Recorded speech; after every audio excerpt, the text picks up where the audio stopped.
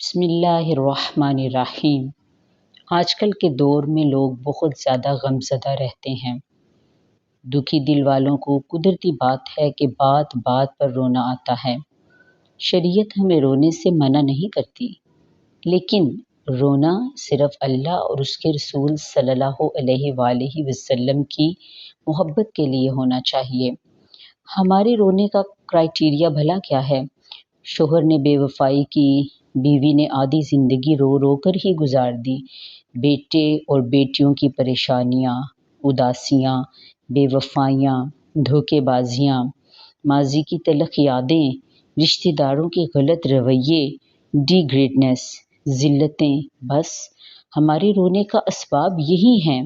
میں یہ نہیں کہتی کہ یہ باتیں دل پر اثر نہیں کرتی یا دکھ نہیں پہنچاتی، نہیں، یہ باتیں دل پر اثر کرتی ہیں، یقیناً دکھ پہنچتا ہے، مگر کبھی صحابہ کے بھی رونے کے اسباب کے بارے میں جاننے کی کوشش کی ہے کہ وہ کیوں رویا کرتے تھے اور کس کے لیے رویا کرتے تھے؟ تو آئیے جانتے ہیں۔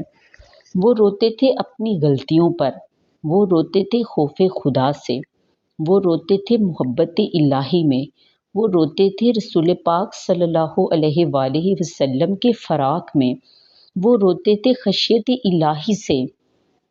اور ہم تو روتے ہیں نا، کبھی کسی کے سامنے، کبھی کسی کے سامنے، مگر وہ صرف بارگاہ الہی میں تنہا بیٹھ کر رویا کرتے تھے۔ تو اپنے رونے کا بھی کبھی انالیسس کریں۔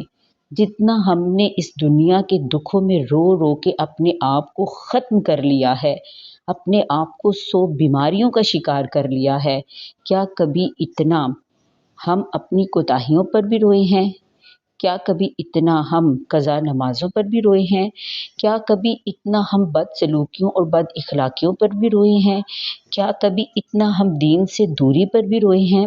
کیا کبھی اتنا ہم اللہ اور اس کے رسول صلی اللہ علیہ وآلہ وسلم سے بے وفائی پر بھی روئے ہیں؟